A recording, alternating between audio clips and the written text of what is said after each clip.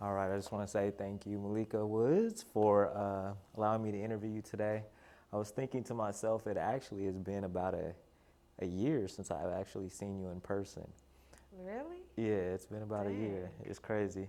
And I was also thinking, like, so you're a mother of two, and most of the time that I have known you, you have always worked two jobs and you run a business. Like, that is a very busy schedule. And then on top of that, I see all the time on social media you travel a lot too. So you not only you working two jobs, running a business, taking care of two kids, but also traveling. I always see in your. I've noticed two things about you. One is that you do enjoy traveling, and the other one is that you're really close to your family. I always see you happy birthday to my second cousin's third nephew, niece's brother, sister. Like, you had all the functions for the birthdays and all the pictures. I'm like, man, like every day it seems like you got a new birthday post. You with somebody here celebrating this. So it's a beautiful thing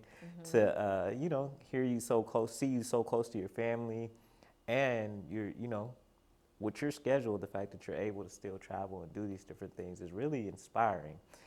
I think a lot of times I always like to start with this question is the question I like to always start with is who is the person? Because I think a lot of times people associate what we do with who we are, and I think they're two different things. So I want to start out by asking you, who is Maleka Woods? So Malika is a person, Mm-hmm. obviously, but like you said before, I'm a mother, I'm Mm-hmm. an auntie, I'm a sister, I'm a granddaughter, I'm an employee, I'm a student, I'm a business owner, entrepreneur. So I wear a lot of hats.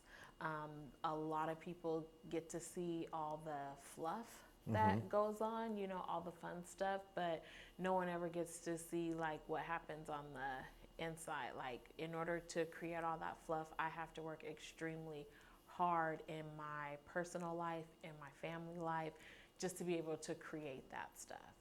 And so, just for me, I'm just I'm just honestly just all of those things. Like, Mm-hmm. there is, and it keeps going on and on and on, as life progress. But at the end of the day, I think what people miss is that they are a person. Right. And Right. so some people don't recognize that about themselves, and then Mm-hmm. they get burnt out. They get exhausted. And for me, constantly every day, I'm like, I am a person. I can have these emotions. I can feel this way. I can Mm-hmm. be angry. I can do whatever I please that makes me feel good, or I'm able to react to something because I am still a person. You Yeah. know, everyone, I'm always being complimented on, like, oh, how do you do it? Or you're so strong. And honestly, it's just like when I walk outside my front door, there is a face that I have to put on. And when I'm at home, I can take that mask off. It doesn't matter. Sometimes does my face show in the public? Yes, it does. But that just lets them know that I am still a person. So it's just like movie stars, like when their business is exposed on social media, they are still a person. Their job does not mean that they are exempt from life's struggles and troubles. And that's just what I've recognized about myself and who I am. And that's great that you say that because I think there's a lot of times where, especially with, it's so dangerous when it comes to celebrities. We put these people on these pedestals as though they're not human, but they in fact are human. Right. And nobody is, like you said, nobody is immune to the human experience. We're all going to Mm-hmm. experience it in different ways and different stages and go through our ups and downs, our Right. trials. It's a part of life. It's a part of who we are, how things go. Right. So you recognizing, hey, like I can have these emotions. I can be angry sometimes. I could be, whatever I need to be. I'm okay with feeling that in that Mm-hmm. moment and owning it at that moment, and then being able to say, hey, you know what? I'm gonna move on from this emotion, and Exactly. I've got to put this face on to get X, Y, Z Mm-hmm. done. So yeah, that's. I mean, I think that a lot of people allow themselves to get stuck in that emotion instead of saying, Right. hey, recognizing it, feeling it, and then moving on from it. So I like what you said as far as all the different like hats you wear. And my first question, like, would be, when did you discover, like, I mean, when did you, like, where did this work ethic come from? Like, how early were you like, I'm gonna start, I understand that I have to get what I have to get out of life. And when did you get your first job? How old were you? I was 14 when I got my very first job. I resided in Moses Lake, and they had a summer program. And my very first job, I worked at the Boys and Girls Club when I was 14 years old. 14 years old, Boys and Girls Club. Dang, I didn't get my first job till I was like 17. Okay, so let's back up. What was your what was your childhood environment like? It wasn't, I'm not gonna say, it was a good childhood. There was four of us, and my dad had three outside children. Mm-hmm. I'm not gonna say that our childhood was bad, because we were always supplied with the things that we needed, mm-hmm. and we were able to get some of the things that we wanted. Mm-hmm. My parents fought a lot. My mm-hmm. dad went to jail often because him and my mom were dealing with their own personal demons that they had. And, there's a lot of emotions when you're a child and you have to go through stuff like that. But as I said, we never one day went without. We were still able to go outside and ride our bikes and play with the neighborhood kids and stay outside till the street lights came on. But it was just like, once the doors closed, it was like all that went away. And so, as I had said before about Maleka being a person growing up, having to lead that life like, oh, everything is happy at home. We have this, we have that, not being able to show emotion. I'm angry today because my dad isn't here, or I'm angry today because my mom and dad got in a fight. We weren't allowed to show that. And that kind of happens a lot in families where, what happens in my house stays in my house. Yeah. And I honestly raised my kids the same way, but it's in a very different environment. But just growing up, I think going through that made me the person that I am, as far as just like being strong. But also my mom kept us in church. So I also know at the end of the day, if I ever do feel alone, I know the Lord is right there.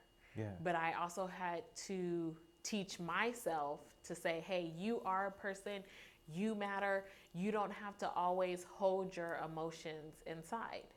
And that's a good one. What age did you figure out? Because you went through your childhood saying, okay, I've got to put on this mask, I got to act like everything's okay. Mm-hmm. At what age do you think that clicked in your mind to say, hey, it's okay for me to show emotions, feel emotions? How would you say that when that clicked in your head?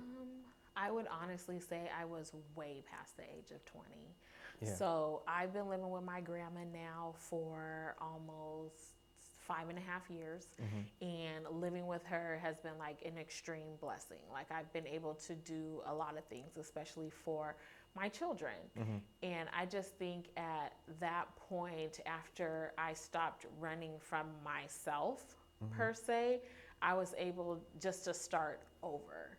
And I had said, Lord, if you just give me one more chance, I will do my very, very best just to make sure I get all my ducks in a row. So I just think maybe I was about 29, so I'm 34, so it was about 29 when I started just unraveling the ball of yarn. Like, you can deal with this. You have to deal with this. You can't run to another state thinking that your problems here don't matter, because each year I was trying to run away. Yeah. I was dealing with, issues with my kids' father, and then just going back and forth with, loving my family, but also wanting to have a good time. Not wanting to face my problems here, going somewhere where I felt at peace. But before you can feel at peace, you have to deal with what is already going on. And so once I just stopped and was like, each day is going to be a different day for me. Each day I'm going to get better and better. I had to train myself to do that. I had to train myself to deal with me, Maleka, before I could start dealing with other people. And do you think that, and that's it, I like that, because a lot of people don't get to that point. So do you think that it was the fact that you just moved in your grandma's house and you felt like this is a safe, stable place that you can start to do that? Or was there something else that just triggered that said, hey, okay, now is it. Now is the time I need to figure this out? I think it was maybe a little bit before then. So as you said, as long as you've known me, I've always worked two jobs. I've worked two jobs for about 12 years. My oldest daughter is 13. And when you have one kid, it seems a lot easier to work two jobs because you have everybody trying to help you when you have your first child. Right. And then it's like when you have your second child, everybody's like, you gotta try to, wrap this up here. So just being on my own and still having to work two jobs, I've had help with my kids. I'm not gonna sit up here and say that I haven't, but it's still a struggle to have two kids and work two jobs and then have the father that's not necessarily helping as much as you would like them to help. And so just a little bit before I moved in with my grandma, I still had the mindset like, okay, I'm gonna move in with her just to save a little bit of money and then we're leaving. We're out of here. I don't have to deal with this no more. I'm about to quit my job. I'm gonna go somewhere else and be happy. And then my grandma got sick, so I couldn't move. So I ended up staying. And so I'm like, okay, well, what are you going to do now, Maleka? How are you going to handle this situation? You still have to go after the things that you said that you wanted. And just for me, like that turn of the page. And then I had like one more argument with my kids' father. We were just going to try to make it work again. And then we just still had this one last argument. And I'm like, I don't have to deal with this no more. I don't. And I was here saying I didn't have to deal with it no more versus me leaving on a vacation pretending like this life didn't matter. Yeah. Because when I'm over here having a good time, I don't want to think about what's going on here. So instead of me pretending like life wasn't existing back at home, I had to realize here at home, you don't have to deal with this. You live here, you want to be at peace, you want to be comfortable. So start just Xing out everything that's a problem to you that's not bringing you the peace that you need for you and your children. And I was also working at Nordstrom's before I moved in with her, and I was thinking to myself, it's not fair that I have to work two jobs and they only get to see me for a few hours out the day. Yeah. So I stopped working two jobs just to get more time with them. One thing you don't ever want to waste, which people don't realize, is it's wasted time. People are wasting your time. So you have to choose how you want your time wasted. So if they're not wasting it in a positive way and you can leave that situation like today was a good day, I'm glad I went to the barbecue, versus saying today was a bad day, I shouldn't have went to the barbecue. Right. Did you know what was there before you went there? Yes, you did. I'm sure you did. So you just have to pick and choose how you want to waste your time to get the most value out of your time. Right, and I think that's important that you say that because that is the one thing that we control. That is, Right. there's nothing else that is absolutely within our control but how we spend our time. Exactly. And I think we as people, we have all these distractions around us. So for you to say, hey, you know what, start looking at it like, okay, I really got to look at what maybe, is not causing me like positivity in my life, what is not good for my life, and just saying, hey, you know what, if I'm going to get to where I want to go, I've got to X out these certain things and start Exactly. making these decisions to actually move in that way, and then start really analyzing like, okay, is this going to be a good use of my time? Am I going to feel good about myself after I use my time doing this? So the fact that you were able to, get to that point, have these things happen and not look at them as a setback. Your grandma getting sick, you could have looked at that like, oh, okay, maybe it wasn't meant for me to figure out Right. certain things, or maybe this is where I was supposed to be stuck, so I'm gonna just keep working these two jobs. But instead you said, hey, okay, this is where I'm at. This is what's going on. So I'm still gonna try to figure out how to pursue my dreams and live my dreams, even though I've been hit with something I didn't really expect or see coming at this point. Right. So that's a beautiful thing because not everyone has that, like a lot of times people in life just say something happens to them and it throws them completely off their path, Right. and they can't recover. So let's get into, so you stop working the two jobs and said to yourself, you need to, you want to be there, be around the kids more.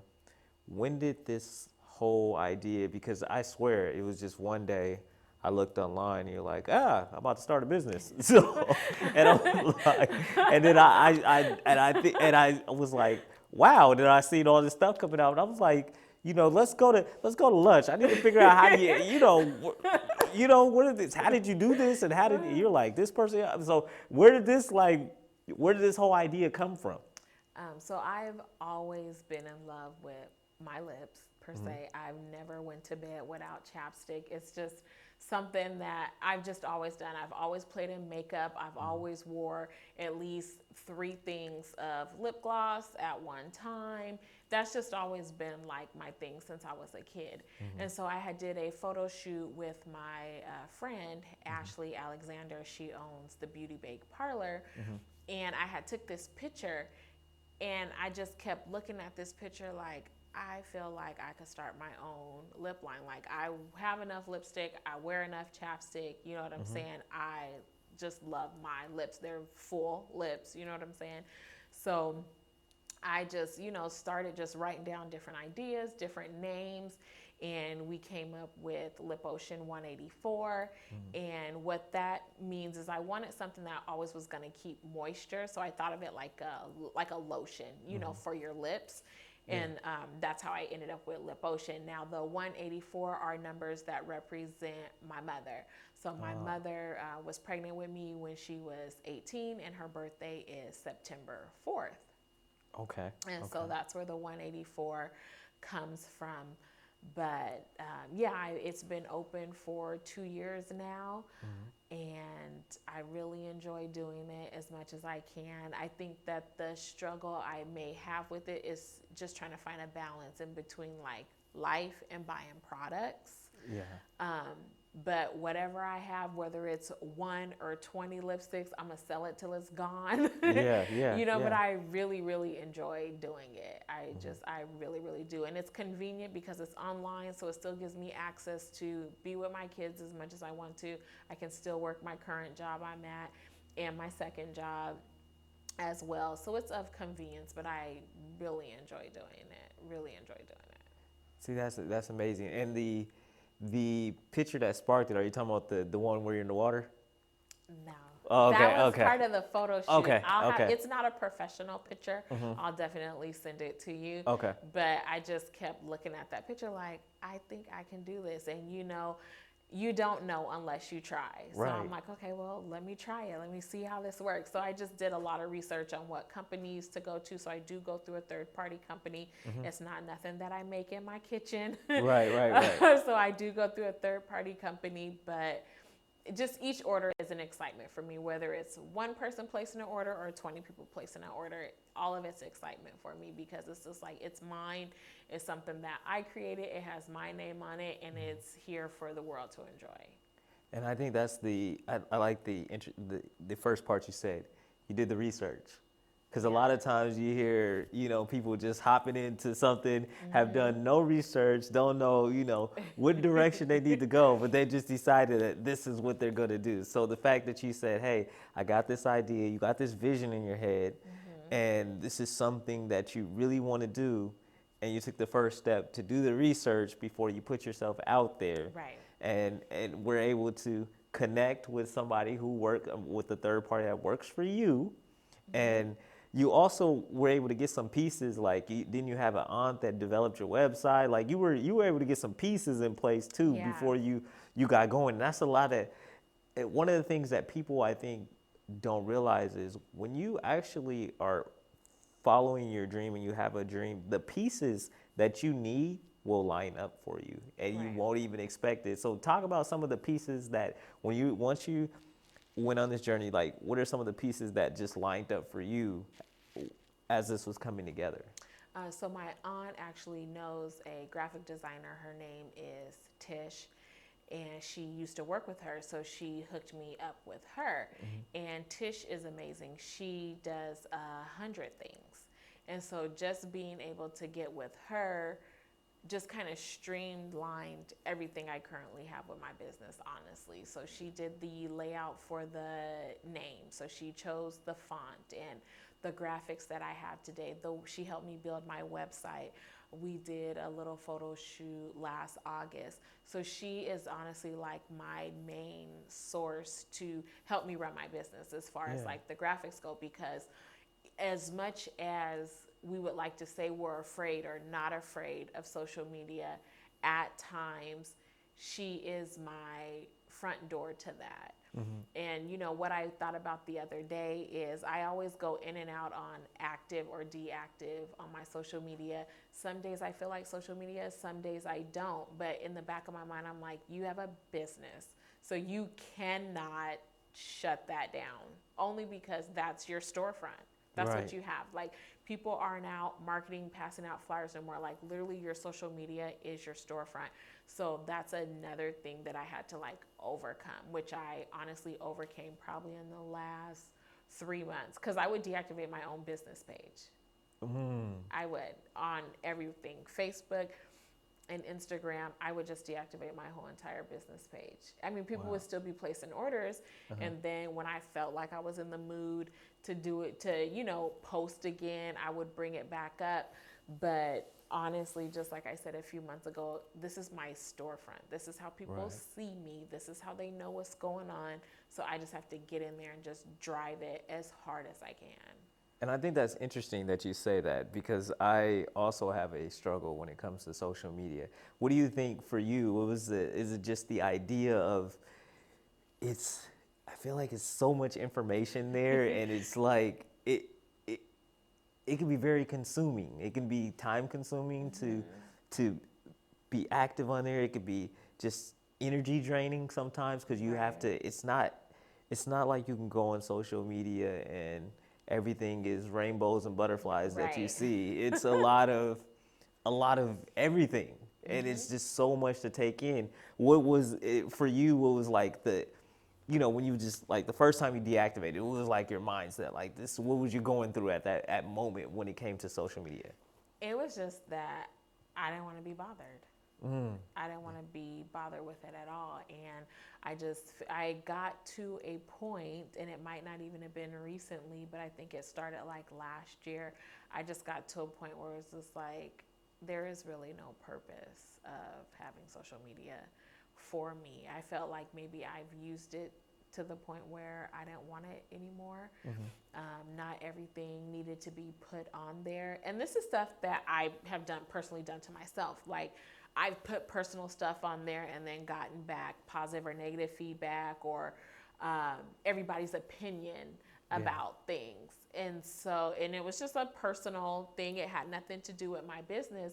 And so it just got to the point where it's just like, well, I don't want to see your depressing post or what happened here, and I don't want to deal with mine either.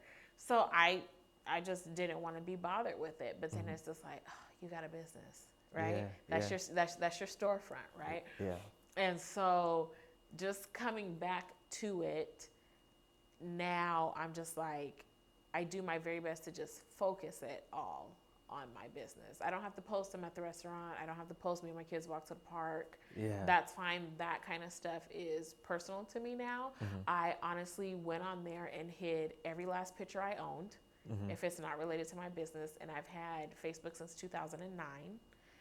So that was a lot of work. It was a lot of work. I think it almost took me about a few hours. Yeah. I was literally at work doing all that. But I just feel like, if I don't want to share my personal life, I don't have to, because that part of my life is sacred. So, as I was saying, I just try, whatever I post, I do my best to post it just towards my business and share what I feel like I want to share from my personal life. Okay. Yeah, and that makes sense, because you're there for a business person, business purposes. And what people, I think, don't tend to always realize is, once you put it on there, it technically never goes away. Right. And so you could feel, when you're so used to saying, well, I feel like this today. Well, you may not feel like that tomorrow. Exactly. But who knows how many people seen it, screenshotted it, or, whatever the case may be. And so it really is one of those places where you really do got to be, focus it and understand, like, before you post, like in 5 years, am I gonna be proud of this post? Right. If I'm not, then I probably shouldn't say it. Like, Exactly. I mean, and you see it every day, and I'm like, some of these posts be like, there's no way. I know you'll even be happy tomorrow you posted this today. Like, I just refuse to believe that. If you are, then it's even more questions like, Right. why would you be happy with that? So it's a very interesting thing. So it sounds like, throughout this journey with this business, you had to overcome some things within yourself to even, keep it going at this point. Right. And, I like the fact that you realized that you needed it, you have to get back on it, and then you made a decision to do it, but you just figured out, okay, I just gotta do it a different way. Right. And I think that's the important piece is, realizing like, hey, things sometimes go wrong, but throughout your story, you keep talking about times that you figured out, okay, just have to adjust and readjust. And I think that's a beautiful thing that you're able to figure those things out and those points in life to say, hey, you know what? Okay, there's a different way I can do this. Exactly. And then do it that different way. So that's amazing. So what would you like Lip Ocean to go? Where do you want to see it go? 184. Where do you want to see Lip Ocean 184 go in the next 5 years? In the next 5 years, honestly, I started Lip Ocean because I'm like, oh, next year I want to quit my job. Like, that's how far I wanted it to go within a year. Not saying it couldn't have been that in a year. It's all about the amount of work that you're putting behind your brand. Yeah. So I would say for me, in the next 5 years, I would honestly want my own warehouse. Like, I want my own team, my own set of workers, that I want it to be that big where I just have so much product, I have so much orders that I need a whole entire staff just to get that sent out for me, So like right now, I'm just, honestly, I ship my own orders. I print my own labels. I do my own ordering, things like that. But I want it to be so big where I could just have a small warehouse to where it's going everywhere out the country. Yeah. Okay. Yeah, I like that. I like the idea of that, and that's amazing. One of the things you said, like, we have these ideas of where something should go in a year, and I was listening to something that was saying that people overestimate what they can do in 1 year and underestimate what they can do in 5 years. That's true. And I think that's really how it goes sometimes. So that's a beautiful vision for 5 years, because then you can take incremental steps each of those years to get you towards that goal. And I always think of like with I'm not a Kardashian fan, but I like what Kylie did and how she was able to use her name, build her brand. And it was crazy because I read that she only has 3 employees because she drop ships everything for her, her makeup line or whatever it is. So I thought that was interesting.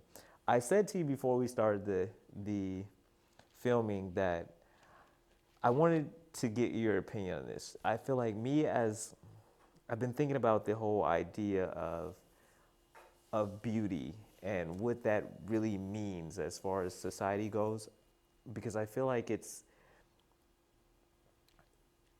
set at an unachievable standard, and it really bothers me a lot. One of the questions I had for you is regards to makeup is, when I think of the term, like I told you, when I think of the term foundation, I think of a woman saying that the foundation I have is not enough, so I need to apply this new foundation to give me a different look other than who I really am. What is that? Do I have the wrong concept of what that's supposed to mean, or what do you think about that concept of like even any of it, like foundation, any of it? What do you think of that concept? Foundation is just a way to create what you want. So in terms of beauty, before you put on your foundation, you need a primer. Okay. so so you need a clean slate. Uh-huh. So you need something for the foundation to sit on, Mm-hmm. so it doesn't get murky, it doesn't get runny. So you do need your primer, but so it comes in different shades, it comes in different formulas. Um, so it's just something to give the face the start of a new look. Okay. Okay. Yeah, and I think that's interesting to me. What do you think, as someone who's in the cosmetic business? What do you think about what the definition of beauty is in society now? Um, so beauty for me is however you feel and whatever you want it to be. I know that with the internet, with social media, you have all these women that have their cosmetic companies, and you have all these women trying to create this look. But if you look deeper in it, not one look is the same. Not one eyebrow stitching is the same. Not one eyelash is the same. You know what I'm saying? So it's like when you're creating your look, you need to realize one eye is one eye. The other eye is another eye. They're not twins. They're sisters. Yeah. But beauty is just whatever you want it to be, because everybody has a different look. It may not be the look you like, but it's the look they like. And that's still brings you back to, who are you? You are this person.